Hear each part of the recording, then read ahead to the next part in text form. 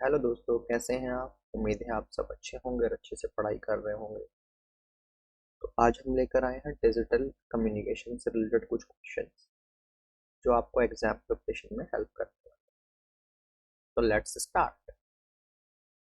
In amplitude shift keying transmission bandwidth is equal to, options are base bandwidth, twice base bandwidth, half the base bandwidth and four times of the base।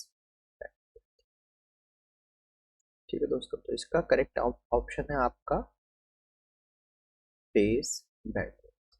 ठीक है, अब देखिए, थोड़ा सा समझते हैं कुछ चीजें। मैं आपको अलग अलग जो स्कीम्स हैं उनकी बैंडविड्थ आपको बता देता हूँ, क्योंकि यहाँ पर तो केवल इसी की क्वेश्चन की पूछी है, लेकिन और किसी की भी पूछी जा सकती है।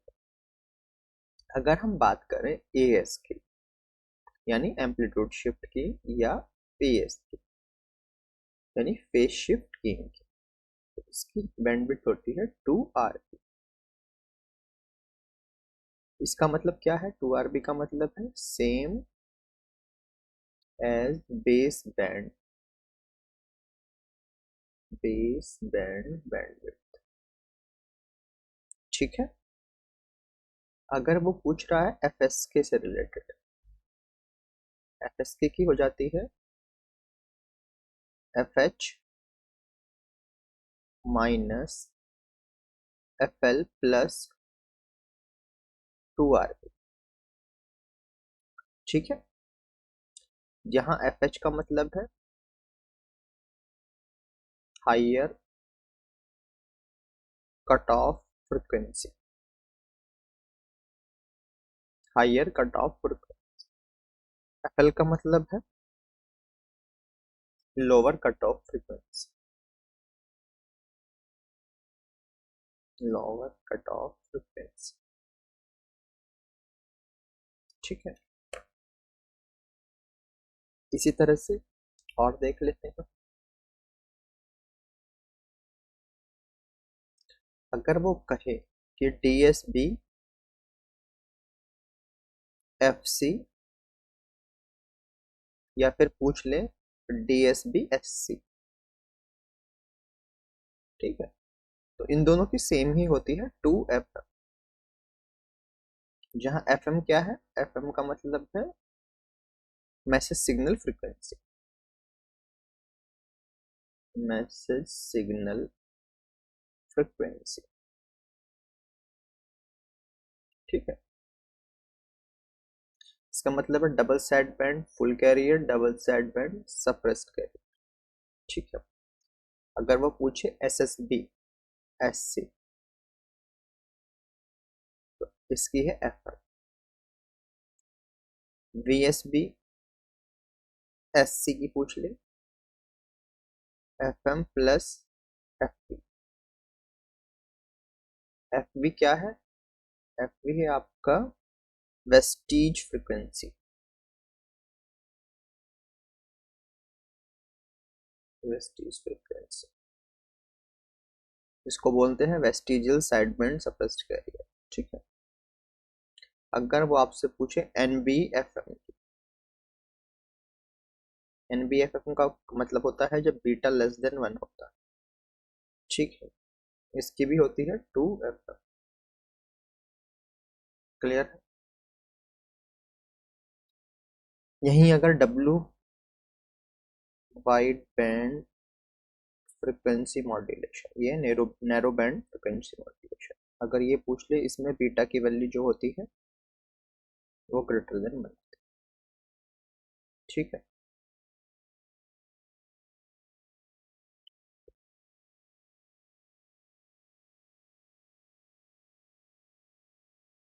दोस्तों यहाँ पर जो वाइड बैंड एफएम है उसका फॉर्मूला होने वाला है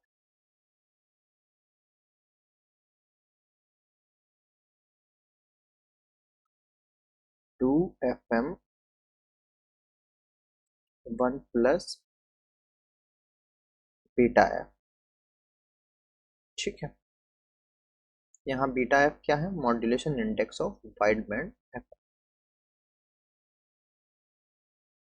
ये इसकी वैल्यू है modulation index of wide band F. Clear है? जनरली होता क्या है बीटा एफ, हम निकालते हैं डेल्टा एफ। 1 सेकेंड दोस्तों, सॉरी फॉर द इंटरप्शन। ये होता है आपका डेल्टा एफ, बीटा एफ की वैल्यू हो गई डेल्टा एफ अपॉन एफ। ठीक है, बेसिकली एफ एम होता है जो मैसेज सिग्नल है। ठीक है, डेल्टा एफ क्या है? इसको फ्रिक्वेंसी डेविएशन बोलते हैं। जो डेल्टा एफ है ये है आपका फ्रिक्वेंसी डेविएशन, फ्रिक्वेंसी डेविएशन। ठीक है, चलिए अब कुछ और देख लेते हैं थोड़ा सा। अगर हम पीएम की बात करें, पीएम का होता है 2 FM 1 + बीटा। पी का बेस यहाँ दोस्तों, पी का मतलब केवल पीएम से रिलेटेड है, अलग अलग डिनोट करने के लिए 1 + बीटा भी आप लिखेंगे तो दैट्स इनफ। ठीक है, ये भी क्या है? मॉड्यूलेशन इंडेक्स है। ठीक है, पीएम का। और यहाँ पर हम जो बीपी निकालते हैं वो निकालते हैं केपी इंटू एएम। केपी क्या है? केपी है एम्पलीट्यूड सेंसिटिविटी। केपी है आपका एम्पलीट्यूड सेंसिटिविटी। आपको थोड़ा सा याद भी आ रहा होगा, है ना? ये सब चीजें एक तरह से रिवीजन भी हो जा रहा है और एक जगह आपके हाँ फॉर्मूले भी हो जा रहे हैं। आपको बाकी जा जाकर हर एक की बैंडविड्थ नहीं देखनी पड़ेगी। ठीक है, एएम क्या है? Amplitude of message signal, amplitude of message signal. ठीक है, ये एएम। क्लियर है? अगर यही हम बात करें एम एरे पीएसके की, तो ये हो जाता है 2 RB डिवाइडेड एन। एन क्या है? Number of bits. यही बात करें एम एरे QAM की, ठीक है, तो ये होता है 2 RB डिवाइडेड बाय एन। किसके केस में? रेक्टेंगुलर पल्स के केस में, रेक्टेंगुलर पल्स। ठीक है, और ये होता है RB 1 + alpha divided by N. ठीक है, ये किसके केस में होता है? Raised cosine, raised cosine, raised cosine signal. ठीक है, अल्फा जो हमने यहाँ लिखा है, ये जो अल्फा हमने लिखा है, इस अल्फा को बोलते हैं रोल ऑफ, इसको बोलते हैं रोल ऑफ, रोल ऑफ। ठीक है दोस्तों,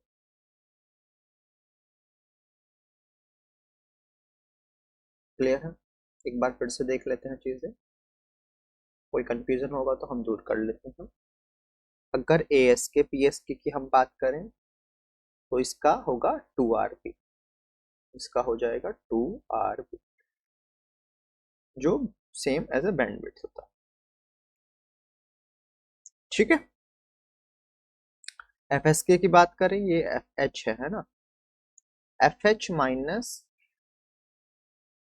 FL plus 2 RB, FH minus FL plus 2 RB। तो आपने यहाँ क्या देखा?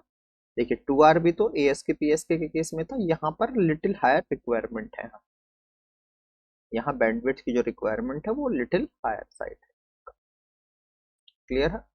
ये सब हम बैंडविड्थ की बात कर रहे हैं। ठीक है, FH हमने बता दिया था हायर कट ऑफ फ्रिक्वेंसी, और FL बता दिया था लोअर कट ऑफ फ्रिक्वेंसी। ठीक है, इसके बाद हमने बात की थी DSB FC और DSB SC की, जो 2FM के बराबर होता है। FM है आपका मैसेज सिग्नल की फ्रिक्वेंसी, मैसेज सिग्नल की फ्रिक्वेंसी। ठीक है, ये आप एक जगह लिख लीजिएगा, आपको एग्जाम में हेल्प होगा, क्योंकि एग्जाम में कभी कुछ पूछते हैं, कभी दूसरी चीजें भी पूछी जा सकती है। ठीक है, और बैंडविड्थ से रिलेटेड या तो न्यूमेरिकल भी आते हैं कई बार, और कई बार डायरेक्ट क्वेश्चन भी पूछा जाता है, जैसे अभी इस क्वेश्चन में पूछा गया था। क्लियर है, ये हो गया आपका SSB SC, इसका हो गया FM। VSB SC इसका है FM plus FP, a little higher requirement than SSB SC। ठीक है, FP हमने बता दिया वेस्टिजियल फ्रीक्वेंसी आपका होता है। ठीक है, यही क्वेश्चन आता है कई बार नैरो बैंड FM पर, जिसकी फ्रीक्वेंसी है, जिसका 2FM है बैंडविड्थ, जिसकी बैंडविड्थ है 2FM है, और NBFM का मतलब है जो बीटा की वैल्यू होगी वो लेस देन 1 होगी। वही वाइड बैंड FM के केस में बीटा की वैल्यू ग्रेटर देन 1 होगी, बीटा की वैल्यू ग्रेटर देन 1 होगी। ठीक है, बीटा की वैल्यू ग्रेटर देन 1 होगी, और इसका फॉर्मूला हो जाएगा 2FM 1 प्लस बीटा। ठीक है, 1 प्लस बीटा। बीटा क्या है? Modulation index of wide band FM, यहाँ पर है ना, और इसकी वैल्यू यहाँ पर होती है जो वाइड बैंड FM में del F upon FM। Del F हो गया आपका फ्रीक्वेंसी डेफिनेशन। क्लियर है, यही PM के केस में होता है 2FM 1 प्लस बीटा। ठीक है, यहाँ पर BP की वैल्यू जो होती है, यानी बीटा की वैल्यू होती है, यानी मॉड्यूलेशन इंडेक्स की जो वैल्यू होती है KP इंटू AM होती है। KP है आपका एम्पलीट्यूड सेंसिटिविटी, AM है आपका amplitude of message signal. M अरे PSK के केस में 2RB बाई N। दोस्तों इस पर काफी क्वेश्चन जनरली अगर डिजिटल कम्युनिकेशन से पूछा जा रहा है तो इस पर क्वेश्चन आते हैं, कई हमने बहुत रिनाउंड एग्जाम में भी इस पर क्वेश्चन हमने देखे हुए हैं। ठीक है, तो आप ये याद कर लीजिए। ठीक है, आप इनको एक जगह लिख लीजिए, अच्छे से नोट कर लीजिए, और आप इनको रिवाइज करते रहिए। तो इसीलिए कोशिश की है जितने भी हम हमारी टेक्निक्स यूज हो रही हैं, मॉड्यूलेशन टेक्निक्स, उन सभी की हम एक ही जगह जो भी बैंडविड्थ है वो लिख दें आपके लिए, ताकि आपको याद करने में आसानी। ठीक है दोस्तों, चलिए पढ़ते हैं अगले क्वेश्चन की ओर।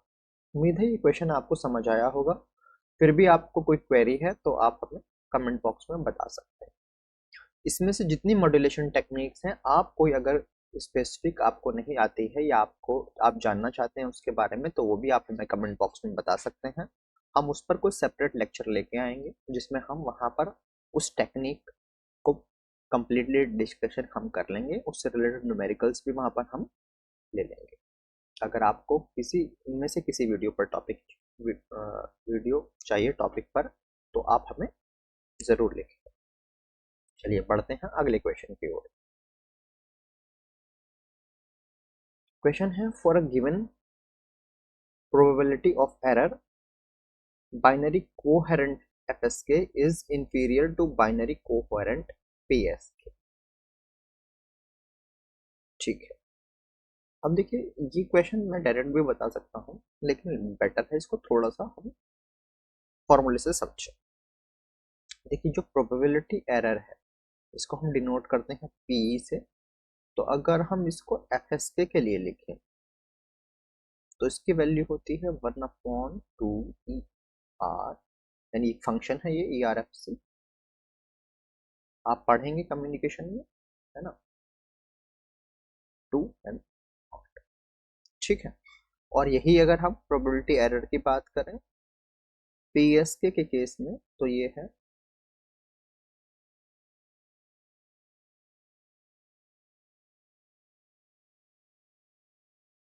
n0। ठीक है, तो अगर हम यहाँ पर कंपैरिजन करें तो हमें क्या समझ आ रहा है, PSK is better than FSK by factor of 2। तो यहाँ पर हमें समझ आ रहा है PSK is better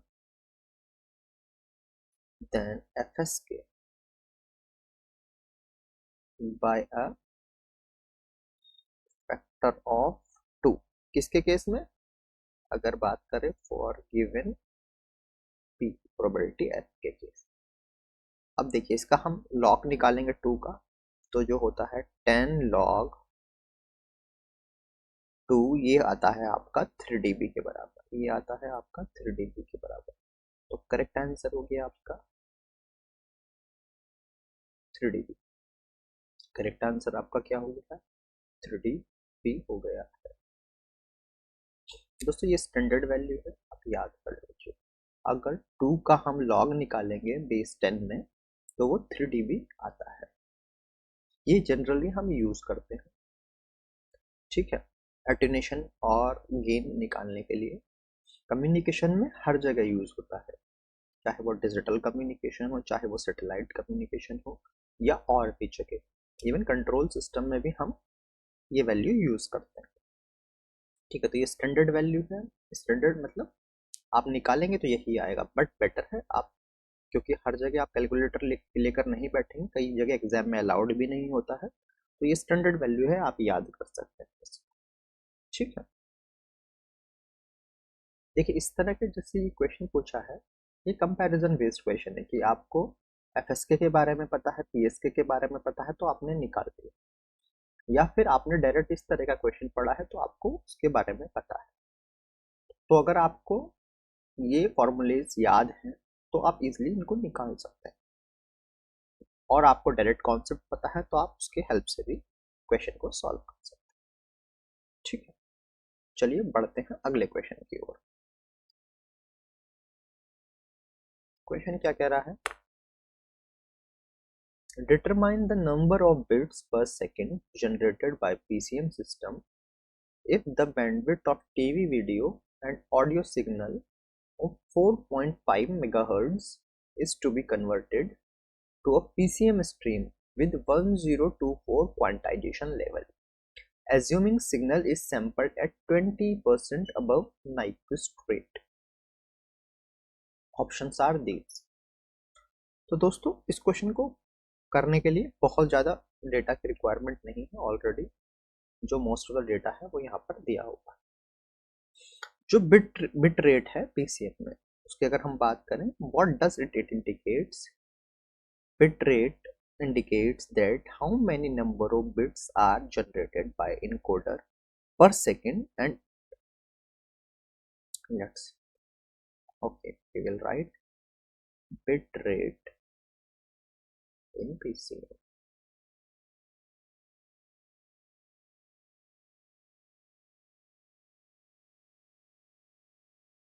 It indicates that how many number of bits are generated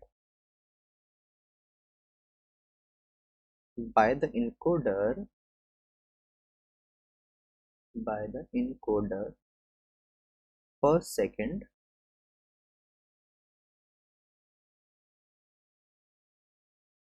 ठीक है।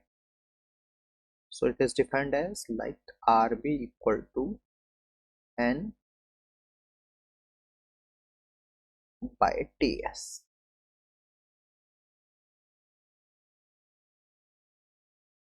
Okay, basically it comes as N into Fs, means Fs means number of bits यानी N bits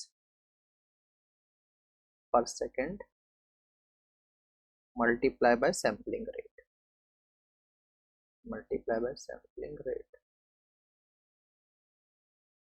ठीक है।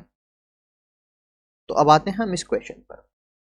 ये आपको उम्मीद है थोड़ा सा समझ आया होगा। अब इस क्वेश्चन की अगर हम बात करें, देखिए जो बैंडविड्थ दिया है वो सिग्नल का, वो क्या दिया है आपको? वो आपको दिया है 4.5 मेगाहर्ट्ज और लेवल दिए हैं आपके 1024, यानी एल की वैल्यू दी है 1024। तो यहाँ से एन की वैल्यू आ जाएगी 2 to the power 10। 2 to the power 10 होता है, ये एल की वैल्यू हो गई 2 to the power 10, तो यहाँ या इसका ये होता है 2 to the power n के बराबर, यहाँ से n की वैल्यू हो गई 10। क्लियर है? अब देखिए आरबी की हम, अब जो आपका बैंडविड्थ हो गया है ना, मैक्स फ्रीक्वेंसी, फ्रीक्वेंसी मैक्सिमम क्या हो गई, ये हो गई आपकी 4.5 मेगाहर्ट्ज। ठीक है, अब देखिए ये जो आपको कह रहा है 20% अबव नाइक्विस्ट रेट कह रहा है, तो नाइक्विस्ट रेट क्या होता है, एनआर होता है आपका 2f मैक्सिमम। ठीक है, अब इसका भी आप क्या करेंगे, 120%, मतलब 20% कर देंगे तो ये हो जाएगा 1.22 एफ मैक्स। ठीक है, ये आपका डिजायर्ड आ गया, ये आपका एनआर डिजायर्ड आ गया है। ठीक है, थोड़ा सा इसको साफ करके हम सॉल्व करते हैं। चलिए देखते हैं क्वेश्चंस। अब इसको यहाँ पर सॉल्व करने वाले हैं। सिंपल है, R B equal to N multiply by जो आपका एन आर हो गया, यानी डिजायर्ड। डिजायर्ड का मतलब इसलिए जो क्वेश्चन में दिया गया, तो एन की वैल्यू हो गई है 10 और ये फैक्टर आ गया है 1.2 मल्टीप्लाई बाय 2 मल्टीप्लाई बाय 4.5। ठीक है, आप इसको कैलकुलेट करेंगे तो ये आ जाएगा 108 multiply by 10 to the power 6। ये आपकी आरबी की वैल्यू। तो दोस्तों ये मैंने कैलकुलेट कर ली थी, आप कर लीजिए, तो ये आपका आंसर आने वाला है। तो करेक्ट ऑप्शन इसमें आपको दिखाई देगा ए। ठीक है, इस तरह के न्यूमेरिकल भी पूछे जाते हैं। क्लियर है दोस्तों?